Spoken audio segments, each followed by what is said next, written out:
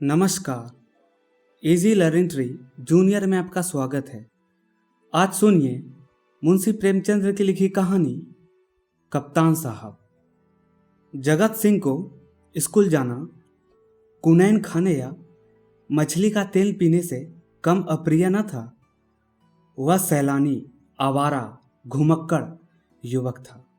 कभी अमरूद के बागों की ओर निकल जाता और अमरूदों के साथ माली की गालियां बड़े शौक से खाता। कभी दरिया की सैर करता और मल्लाहों को डोंगियों में बैठकर उस पार के देहातों में निकल जाता। गालियां खाने में उसे मजा आता था। गालियां खाने का कोई अवसर वह हाथ से न जाने देता।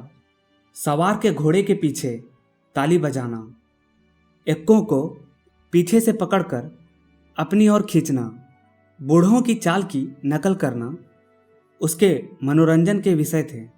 आलसी काम तो नहीं करता, पर दुर्व्यसनों का दास होता और दुर्व्यसन धन के बिना पूरे नहीं होते। जगत सिंह को जब अवसर मिलता घर से रुपये उड़ा ले जाता। नगद न मिले तो बर्तन और कपड़े उठा ले जाने में भी उसे संकोच न होता था। घर में शीशियां और बोतलें थी, वह सब उसने एक एक करके गुदड़ी बाजार पहुंचा दी। पुराने दिनों की कितनी चीजें घर में पड़ी थी, उसके मारे एक भी ना बची। इस कला में ऐसा दक्ष और निपुण था कि उसकी चतुराई और पटुता पर आश्चर्य होता था। एक बार बाहर ही बाहर केवल कार्निसों के सहारे अपने 2 मंजिला मकान की छत पर चढ़ गया और ऊपर ही से पीतल की एक बड़ी थाली लेकर उतर आया। घर वालों को आहट तक न मिली। उसके पिता ठाकुर भगत सिंह अपने कस्बे के डाकखाने में मुंशी थे। अफसरों ने उन्हें शहर का डाकखाना बड़ी दौड़ धूप करने पर दिया था, किंतु भगत सिंह जिन इरादों से यहाँ आए थे उसमें से एक भी पूरा न हुआ। उल्टी हानि यह हुई कि देहातों में जो भाजी, साग, उपले ईंधन मुफ्त मिल जाते थे वे सब यहाँ बंद हो गए। यहाँ सबसे पुराना घराव था, न किसी को दबा सकते थे न सता सकते थे। इस दुर्व्यवस्था में जगत सिंह की हथलपकियां बहुत अखरती। उन्होंने कितनी ही बार उसे बड़ी निर्दयता से पीटा। जगत सिंह भीमकाय होने पर भी चुपके से मार खा लिया करता था। अगर वह अपने पिता के हाथ पकड़ लेता तो वह हिला भी नहीं सकते, पर जगत सिंह इतना सीना जोर न था। हाँ, मारपीट, घुड़की धमकी किसी का भी उस पर असर न होता था। जगत सिंह ज्यों ही घर में कदम रखता चारों ओर से कांव कांव मच जाती। माँ दूर दूर करके दौड़ती, बहनें गालियां देने लगती, मानो घर में कोई सांड घुस आया हो। घर वाले उसकी सूरत से जलते थे। इन तिरस्कारों ने उसे निर्लज्ज बना दिया था। कष्टों के ज्ञान से वह निद्वंद सा हो गया। जहां नींद आती थी वहीं पड़ रहता, जो कुछ मिल जाता वही खा लेता। ज्यों ज्यों घर वाले को उसकी चोर कला के गुप्त साधनों का ज्ञान होता जाता था, वे उससे चौकन्ने होते जाते थे। यहाँ तक कि एक बार पूरे महीने भर तक उसकी दाल न गली। चरस वाले के कई रुपये ऊपर चढ़ गए। गांजे वाले ने धुआंधार तकाजे करने शुरू किए। हलवाई कड़वी बातें सुनाने लगा। बेचारे जगत सिंह को निकलना मुश्किल हो गया। रात दिन तांग झांक में रहता, पर घात न मिलती थी। आखिर एक दिन बिल्ली के भागो छिका टूटा। भगत सिंह दोपहर को डाकखाने से चले, जो एक बीमा रजिस्ट्री जेब में डाल ली। कौन जाने कोई हरकारा या डाकिया शरारत कर जाए, किंतु घर आए तो लिफाफे को अचकन की जेब से निकालने की सुध ही न रही। जगत सिंह तो ताक लगाए हुए था ही। पैसे के लोभ से जेब टटोली तो लिफाफ मिल गया। उस पर कई आने के टिकट लगे थे। वह कई बार टिकट चुरा कर आधे दामों पर बेचा करता था। चट लिफाफ उड़ा दिया। यदि उसे मालूम होता कि उसमें नोट हैं तो कदाचित वह न छूता, लेकिन जब उसने लिफाफा फाड़ डाला और उसमें से नोट निकल पड़े तो वह बड़े संकट में पड़ गया। वह फटा हुआ लिफाफा गला फाड़कर उसके दुष्ट कृत्य को धिक्कारने लगा। उसकी दशा उस शिकारी सी हो गई जो चिड़ियों का शिकार करने जाए और अनजाने में किसी आदमी पर निशाना मार दे। उसके मन में पश्चाताप था, लज्जा थी, दुख था, पर उसे भूल का दंड सहने की शक्ति न थी। उसने नोट लिफाफे में रख दिए और बाहर चला गया। गर्मी के दिन थे। दोपहर को सारा घर सो रहा था, पर जगत सिंह की आंखों में नींद न थी। आज उसकी बुरी तरह कुंदी होगी, इसमें संदेह न था। उसका घर पर रहना ठीक नहीं। 10-5 दिनों के लिए उसे कहीं खिसक जाना चाहिए, तब तक लोगों का क्रोध शांत हो जाता। लेकिन कहीं दूर गए बिना काम न चलेगा। बस्ती में वह क्रोध दिन तक अज्ञातवास नहीं कर सकता। कोई न कोई जरूर ही उसका पता बता देगा और वह पकड़ लिया जाएगा। दूर जाने के लिए कुछ न कुछ खर्च तो पास होना ही चाहिए। क्यों न वह लिफाफ में से एक नोट निकाल ले। यह तो मालूम ही हो जाएगा कि उसी ने लिफाफ फाड़ा है। फिर एक नोट निकालने में क्या हानि है। दादा के पास रुपये तो हैं ही, झक मार कर दे देंगे। यह सोचकर उसने 10 रुपये का एक नोट उड़ा दिया। मगर उसी वक्त उसके मन में एक नई कल्पना का प्रादुर्भाव हुआ। अगर ये सब रुपये लेकर किसी दूसरे शहर में कोई दुकान खोल लें तो बड़ा मजा आएगा, तो बड़ा मजा हो। फिर एक एक पैसे के लिए उसे क्यों किसी के चोरी करनी पड़े। कुछ दिनों में वह बहुत सा रुपया जमा कर घर आएगा तो लोग कितने चकित हो जाएंगे। उसने लिफाफे को फिर निकाला। उसमें कुल 200 रुपये के नोट थे। 200 में दूध की दुकान खूब चल सकती है। आखिर मुरारी की दुकान में 2-4 कढ़ाव और 2-4 पीतल के थालों के सिवा और है क्या। लेकिन कितने ठाठ से रहता है, रुपयों की चरस उड़ा देता है। एक एक दांव पर 10-10 लाख रुपये, एक एक दांव पर 10-10 रुपये रख देता है। नफा ना होता तो वह ठाठ कहाँ से निभाता। इस आनंद कल्पना में वह इतना मग्न हुआ कि उसका मन उसके काबू से बाहर हो गया। जैसे प्रवाह में किसी के पांव उखड़ जाएं और वह लहरों में बह जाए। उसी दिन शाम को वह बंबई चल दिया। दूसरे ही दिन मुंशी भगत सिंह पर गबन का मुकदमा दायर हो गया। बंबई के किले के मैदान में बैंड बज रहा था और राजपूत रेजिमेंट के सजीले सुंदर जवान कवायद कर रहे थे। किस प्रकार हवा बादलों को नए नए रूप में बनाती और बिगाड़ती है, उसी भांति सेना नायक सैनिकों को नए नए रूप में बनाती और बिगाड़ती है। उसी भांति सेना नायक सैनिकों को नए नए रूप में बना बिगाड़ रहा था। जब कवायद खत्म हो गई तो एक छरहरे डील का युवक नायक के सामने आकर खड़ा हो गया। नायक ने पूछा, क्या नाम है? सैनिक ने फौजी को सलाम करके कहा, जगत सिंह। क्या चाहते हो? फौज में भर्ती कर लीजिए। मरने से तो नहीं डरते? बिल्कुल नहीं, राजपूत हूँ, बहुत कड़ी मेहनत करनी पड़ेगी, इसका भी डर नहीं। अंदर अदन जाना पड़ेगा, खुशी से जाऊंगा। कप्तान ने देखा, बला का हाजिर जवाब, मनचला, हिम्मत का धनी जवान है। तुरंत फौज में भर्ती कर लिया। तीसरे दिन रेजिमेंट अदन को रवाना हुआ। मगर ज्यों ज्यों जहाज आगे चलता था, जगत सिंह का दिल पीछे रह जाता था। जब तक जमीन का किनारा नजर आता रहा, वह जहाज के डेक पर खड़ा अनुरक्त नेत्रों से उसे देख रहा था। जब वह भूमि तट जल में विलीन हो गई तो उसने एक ठंडी सांस ली और मुंह झांपकर रोने लगा। आज जीवन में पहली बार उसे प्रियजनों की याद आई।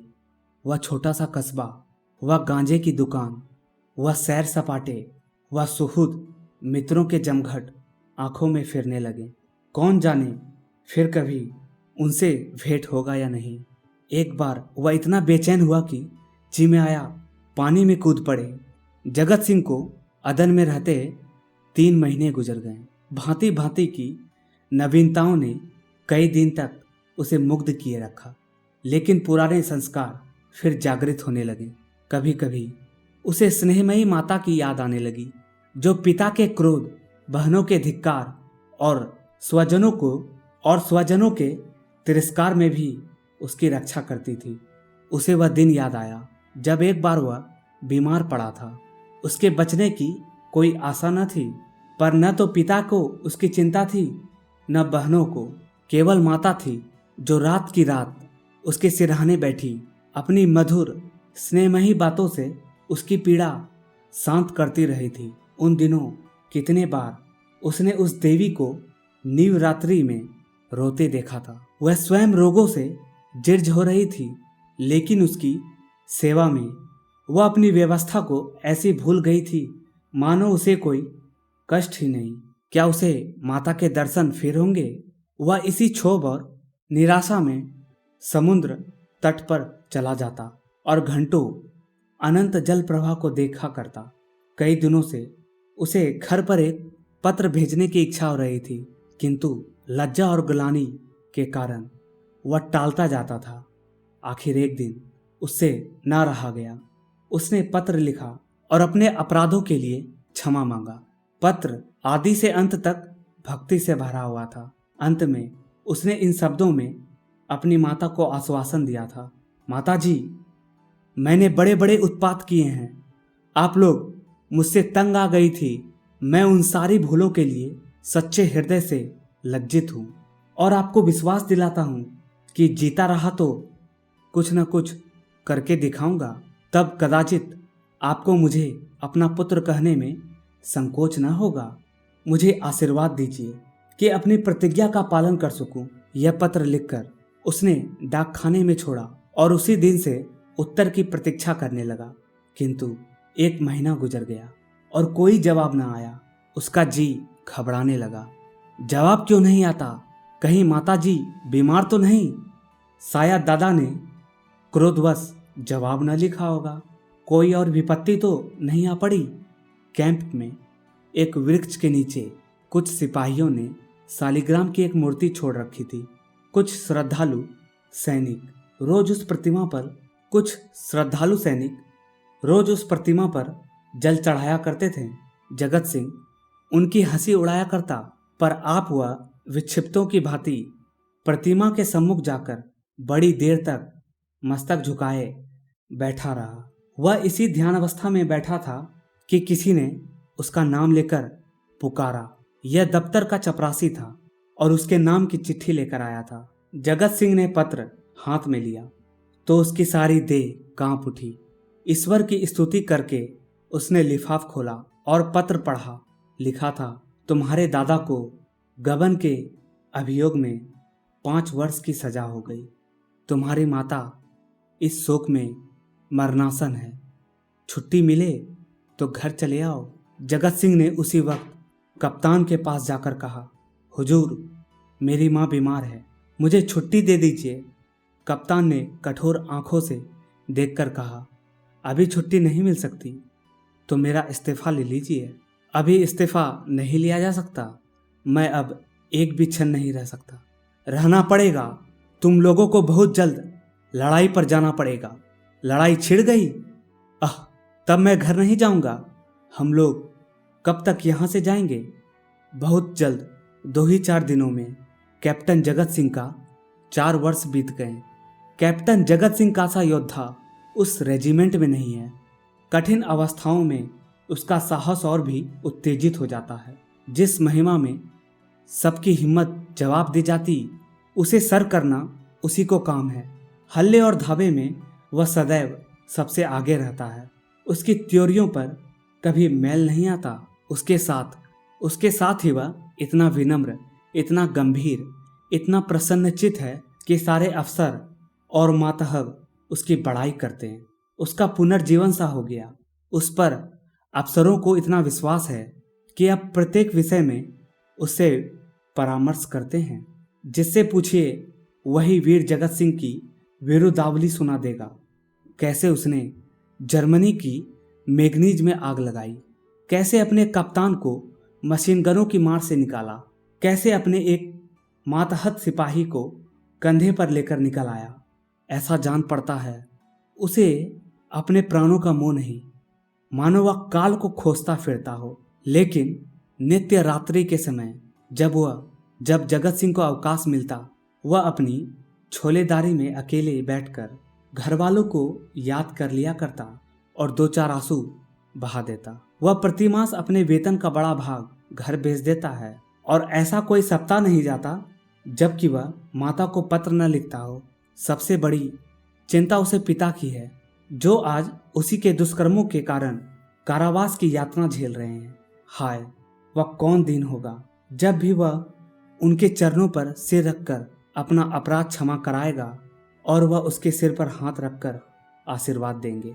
4.25 वर्ष बीत गए हैं। संध्या का समय है। नैनी जेल के द्वार पर भीड़ लगी हुई है। कितने ही कैदियों की मियाद पूरी हो रही है। उन्होंने लिवा जाने के लिए उनके घर वाले आए हुए हैं, किंतु बूढ़ा भगत सिंह अपनी अंधेरी कोठरी में सिर झुकाए उदास बैठा हुआ है। उसकी कमर झुककर कमान हो गई है। देह अस्थि पंजर मात्र रह गई है। ऐसा जान पड़ता है किसी चतुर शिल्पी ने एक अकाल पीड़ित मनुष्य की मूर्ति बनाकर रख दी है। उसकी भी मियाद पूरी हो गई है, लेकिन उसके घर से कोई आया नहीं। आए कौन? आने वाला था ही कौन? एक बूढ़ा किंतु हष्टपुष्ट कैदी ने आकर उसका कंधा हिलाया और बोला, कहो भगत, कोई घर से आया? भगत सिंह ने कंपित स्वर से कहा, घर पर है ही कौन? घर तो चलोगे ही। मेरा घर कहाँ है? तो क्या यहीं पड़े रहोगे? अगर ये लोग निकाल न देंगे तो यहीं पड़ा रहूंगा। आज 4 साल के बाद भगत सिंह को अपनी प्रताड़ित निर्वासित पुत्र की याद आ रही थी, जिसके कारण जीवन का सर्वनाश हो गया, आबरू मिट गई, घर बर्बाद हो गया। उसकी स्मृति भी असहाय थी, किंतु आज निराश और दुख के अथाह सागर में डूबते हुए उन्होंने उसी तिनके का सहारा लिया। न जाने उस बेचारे की क्या दशा हुई। लाख बुरा है तो भी अपना लड़का है, खानदान की निशानी तो है। मरूंगा तो 4 आंसू तो बहाएगा, 2 चुल्लू पानी तो देगा। हाय, मैंने उसके साथ कभी प्रेम का व्यवहार नहीं किया। जरा भी शरारत करता तो यमदूत की भांति उसकी गर्दन पर सवार हो जाता। एक बार रसोई में बिना पैर धोए चले जाने से दंड में मैंने उसे उल्टा लटका दिया था। कितनी बार केवल जोर से बोलने पर मैंने उसे तमाचे लगाए थे। पुत्र सा रतन पाकर मैंने उसका आदर न किया, उसी का दंड है। जहाँ प्रेम का बंधन शिथिल हो वहाँ परिवार की रक्षा कैसे हो सकती है। सवेरा हुआ, आशा की सूर्य निकला। आज उसकी रोशनियां कितनी कोमल और मधुर थी, वायु कितनी सुखद, आकाश कितना मनोहर, वृक्ष कितने हरे भरे, पंछियों का कलरव कितना मीठा। सारी प्रकृति आकाश के रंगों में रंगी हुई थी, पर भगत सिंह के लिए चारों ओर धरे अंधकार था। जेल का अफसर आया। कैदी एक पंक्ति में खड़े हुए अफसर एक एक का नाम लेकर रिहाई का परवाना देने लगा। कैदियों के चेहरे आशा से प्रफुल्लित थे। जिसका नाम आता वह खुश खुश अफसर के पास जाता, परवाना लेता, झुककर सलाम करता और तब अपने विपत्ति काल के संबंधियों से गले मिलकर बाहर निकल जाता। उसके घर वाले दौड़कर उससे लिपट जाते। कोई पैसे लुटा रहा था, कहीं मिठाई बांटी जा रही थी, कहीं जेल के कर्मचारियों को इनाम दिया जा रहा था। आज नरक के पुतले विनम्रता के देवता बने हुए थे। अंत में भगत सिंह का नाम आया और वह सिर झुकाए अहिंसा आहिस्ता जेलर के पास गए और उदासीन भाव से परवाना लेकर जेल के अंदर की ओर चले, मानो कोई समुद्र लहरें मार रहा है। द्वार से बाहर निकलकर वह जमीन पर बैठ गए। कहाँ जाएं? सहसा उन्होंने एक सैनिक अफसर को घोड़े पर सवार जेल की ओर आते देख। उसके देह पर खाकी वर्दी थी, सिर पर कारचोबी साफा। अजीब शान से घोड़ा भगत सिंह ने मन में कहा, एक भगवान वह है जिसके लिए फिटन आ रही है और एक अभागा मैं हूँ जिसका कहीं ठिकाना नहीं। फौजी अफसर ने इधर उधर देखा और घोड़े से उतरकर सीधे भगत सिंह के सामने आकर खड़ा हो गया। भगत सिंह ने उसे ध्यान से देखा और तब चौंक कर उठ खड़े हुए और बोले, अरे अरे, बेटा जगत सिंह। जगत सिंह रोता हुआ उनके पैरों में गिर पड़ा। आप सुन रहे थे मुंशी प्रेमचंद्र की लिखी कहानी कप्तान साहब।